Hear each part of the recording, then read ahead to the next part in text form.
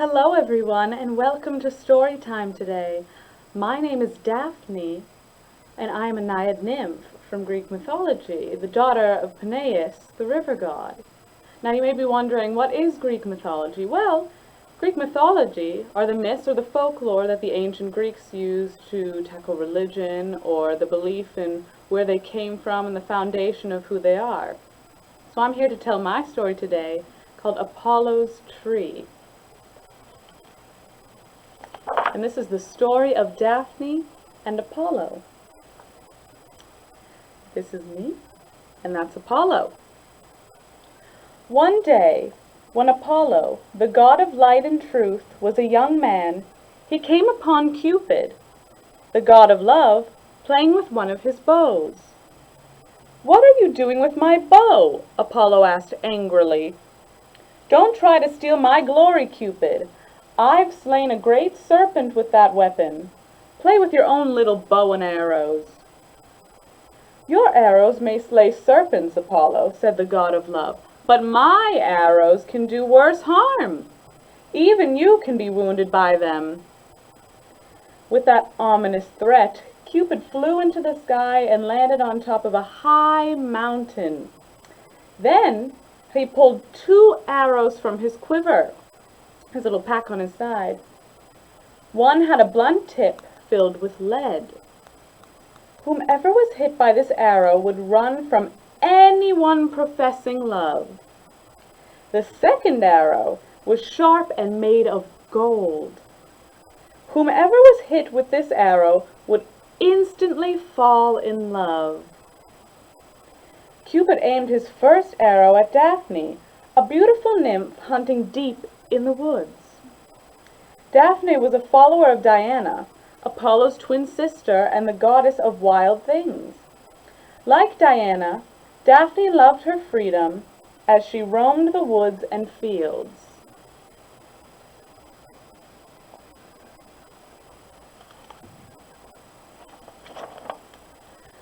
She roamed the woods and fields with her hair wild disarray and her limbs bare to the sun and rain. Cupid pulled the bowstring back and shot the blunt-tipped arrow at Daphne. When the arrow flew through the air, it became invisible. And when it pierced Daphne's heart, she felt a sharp pain, but knew not why. Holding her hands over her wound, Daphne rushed to her father, the river god. "Father," she shouted, "you must make me a promise." "What is it?" called the god who stood in the river, surrounded by water nymphs. "Promise I will never have to get married," Daphne cried. The river god, confused by his daughter's frantic request, called back, "But I wish to have grandchildren." "No, father, no! I never want to get married. Please let me always be as free as Diana." "But I want you to marry," cried the god. "No!" screamed Daphne, and she beat the water with her fists, then rocked back and forth and sobbed. "All right," shouted the river god. "Do not grieve so, Daphne. I promise I'll never make you marry. And promise you'll help me escape my suitors," cried the huntress. "I promise I will," called the river god. After Daphne secured this promise from her father, Cupid aimed his second arrow. Oh no! The sharp, gold-tipped one at Apollo, who was wandering in the woods. Just as the young god came upon Daphne, Cupid pulled back the tight string of his bow and shot the gold arrow into Apollo's heart. The god instantly fell in love with Daphne. Even though the huntress' hair was wild and she wore only rough animal skins, Apollo thought she was the most beautiful woman he had ever seen. "Hello!" he cried, but Daphne gave him a startled look, then bolted into the woods like a deer. Apollo ran after her, shouting, "Stay! Stay! But Daphne fled as fast as the wind. "Don't run, please," cried Apollo. "You flee like a dove flees an eagle. But I'm not your enemy. Don't run from me." Daphne continued to run. "Stop!" Apollo cried. Daphne did not slow down. "Do you know who I am?" said the god. "I am not a farm boy or a shepherd. I am Lord of Delphi. Son of Jupiter, I've slain a great serpent with my arrow. But alas, I fear Cupid's weapons have wounded me worse." Daphne continued to run, her bare limbs lit by the sun and her soft hair wild in the wind. Apollo grew tired of begging her to stop, so he began to pick up speed. On the wings of love, running more swiftly than he'd ever run before, the god of light and truth gave the girl no rest until soon he was close upon her. Her strength gone, Daphne could feel Apollo's breath on her hair. "Help me, father," she cried to the river god. "Help me!" No sooner had she spoken these words than her arms and legs grew heavy and turned to wood. Then her hair became leaves, and her feet became roots growing deep into the ground. She had become a laurel tree, and nothing was left of her but her exquisite loveliness. Apollo embraced the tree's branches as if they were Daphne's arms. He kissed her wooden flesh. Then he pressed his hands against the tree's trunk and wept.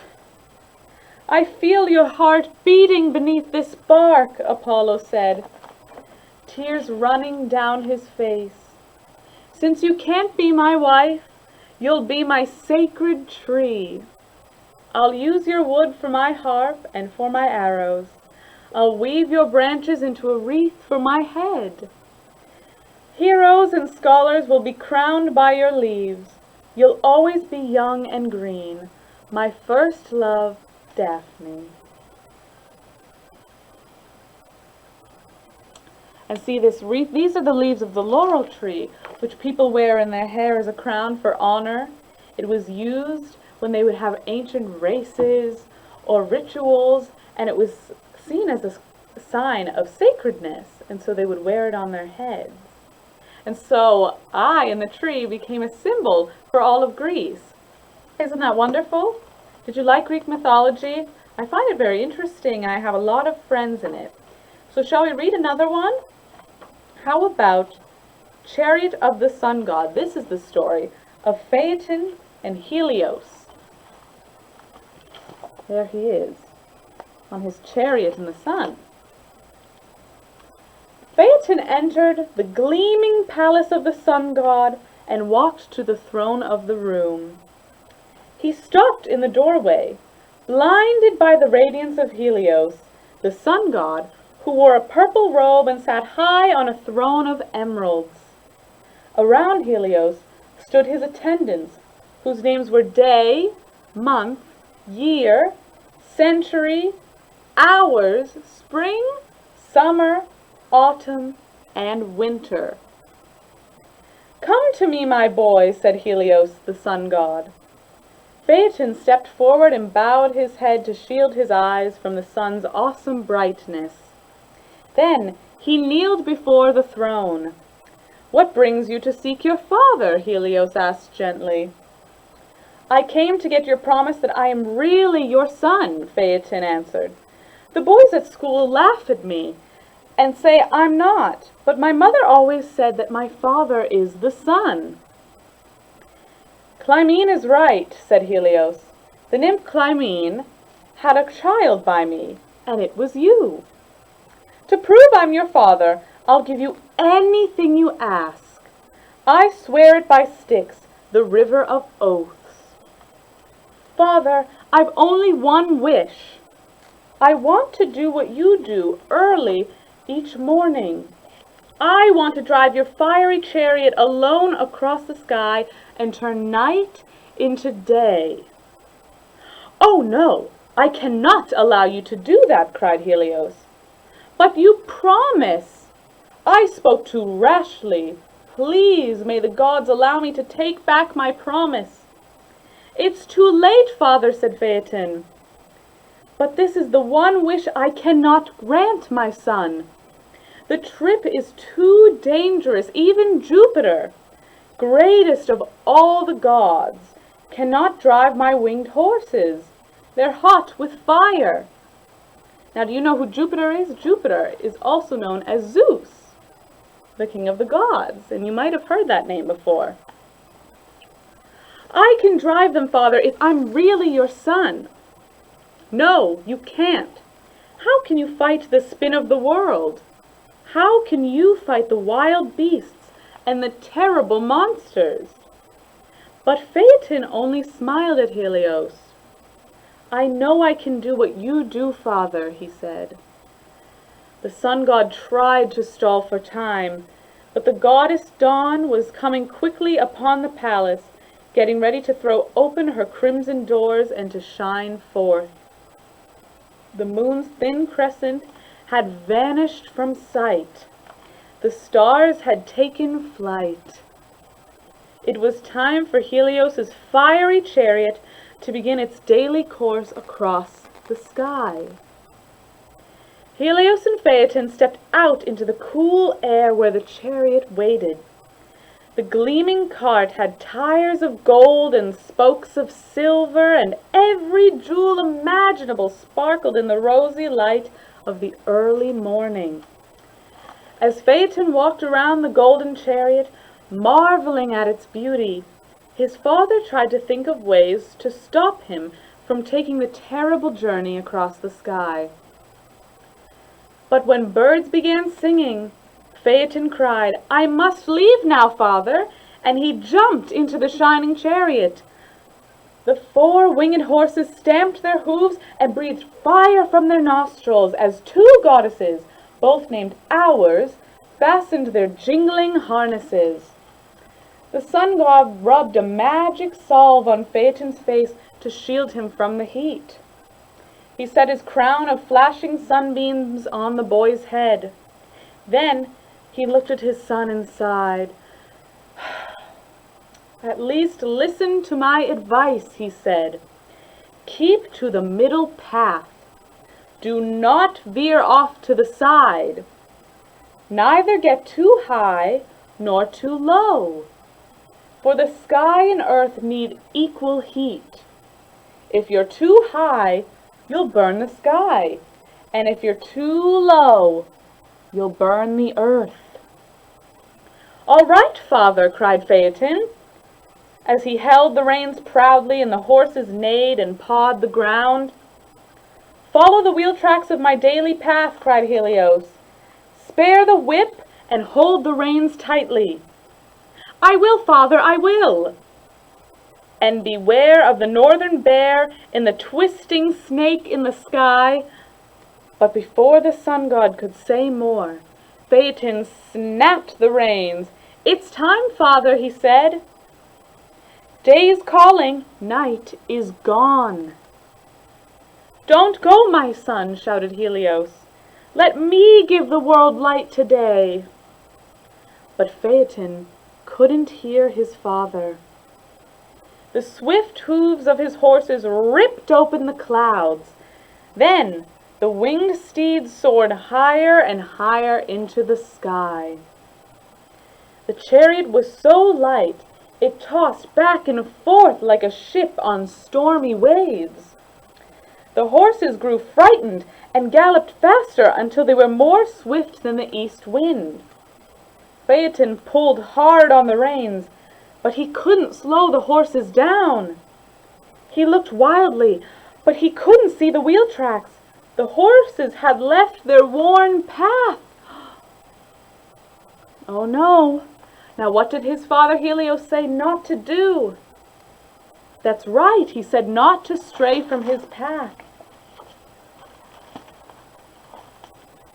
As he wheeled off course, Phaeton's sunbeams warmed the constellations. The snake stirred from its icy numbness.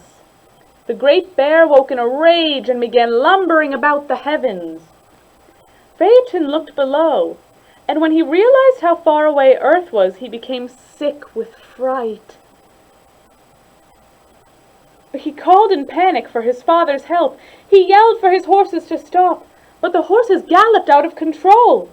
They swept past more savage beasts in the sky, past the giant scorpion that sweated black venom as its curved stinger reached out towards the fiery chariot. Phaeton dropped the reins, and the horses bounded into regions they'd never traveled before. They crashed into the stars. All of heaven cried out in terror as the fiery chariot careened off course. The moon, the skies, and the earth all caught fire. Flames spread across mountain tops and burned the snow, spilling black smoke into the clouds. Even Mount Olympus, home of the gods, was besieged with fire. Oh, how terrible! Then Phaeton saw the earth set aflame. Everything glowed white hot. The deserts, woodland pools, and springs. Everyone on earth was trying to escape the great fire. The gods of the underworld and even the sea nymphs in their deep ocean caves felt the searing heat. Mother Earth shielded her hot forehead and shuddered in agony. Burdened with flames, she cried out to Jupiter and the greatest of gods, "Hurl your lightning bolts now and end this fiery death caused by Phaeton." Then she could speak no longer, for the smoke and flames were choking her. It must be so hot. Can you imagine how hot it must feel for Mother Nature to feel like she can't speak anymore? Jupiter, hypnotized by the sight of the flames licking the world, roused himself when he saw Mother Earth dying. He rolled his thunder, then lifted a giant bolt of lightning behind his head and flung it through the sky. The bolt struck the sun chariot, breaking its wheel and spokes, and fire extinguished fire. Flame put out flame, and the mad horses leapt free of their harnesses as Phaeton fell from the sky. Oh no! Phaeton's hair was on fire as he fell. Leaving behind a trail of sparks, he looked like a falling star. Far from home, half a world away from his mother, he fell into a river. The river god held Phaeton's poor, smoldering body and bathed his burning face. The river god, being Panesus, my father, was helping Phaeton as he fell into the river, and the water nymphs buried Phaeton. And on his tomb they wrote, "Here lies Phaeton, who tried to be the sun. Greatly he failed, but greatly he dared." Unfortunately, my father and the nymphs could not help Phaeton. For a whole day the sun god mourned his son. He refused to drive his chariot, and the men and women on earth had to burn fires to gain light and warmth. When Jupiter went to see the sun god, he found him sitting on his emerald throne with his head bowed, not moving as he sat in mourning. Jupiter bid Helios to look up and answer to him for not driving his golden chariot. But Helios cursed the god of the skies for throwing his thunderbolt and killing Phaeton. "I had no choice," said mighty Jupiter. "The boy's ambition nearly ended the world. Mother Earth was burning and dying, but now she is too cold, Helios. She needs your heat or she will die from freezing." The sun god bowed his head further. "Rise, Helios," roared Jupiter. "Stop blaming me for your son's death. You have work to do. The world is waiting for you." The sun god heaved a great sigh, then slowly rose from his throne. Trembling with sorrow, he strode out of his palace. The four winged horses who had leapt free from phaeton were snuffing in the cold early air, stamping their hooves as dawn opened her crimson doors. The sun god stepped into the gleaming gold chariot. He put on his crown of flashing sunbeams, the same crown phaeton had worn. Then the two goddesses of hours yoked the four winged horses with jingling harnesses, and as the weeping sun god grabbed the reins tightly and snapped them, they bolted into the boundless blue sunlit sky. That's quite a sad story, isn't it, for the demise of phaeton? But it just goes to show that though we may have fierce ambition and we may think that we can accomplish all, some things might just be too much and just not meant for us to do. But it also shows that grief, no matter how heavy the burden, like Helios mourning his son, we still have to get up and fulfill the duties that come to us. Now, Greek myths have been studied for thousands of years by scientists and anthropologists, trying to decipher whether or not they're real, and the gods and goddesses, and what we should or should not believe in. Now, the ancient Greeks studied this extensively and believed that the gods and goddesses control the earth and nature around us, such as Mother Nature, Zeus controlling lightning and thunder, and Helios controlling the sun, and Peneus controlling the rivers, and there's many, many more, Cupid controlling love.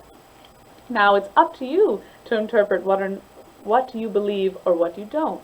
But Greek mythology is always very interesting, and we have lots of books here at the library if you'd like to check them out.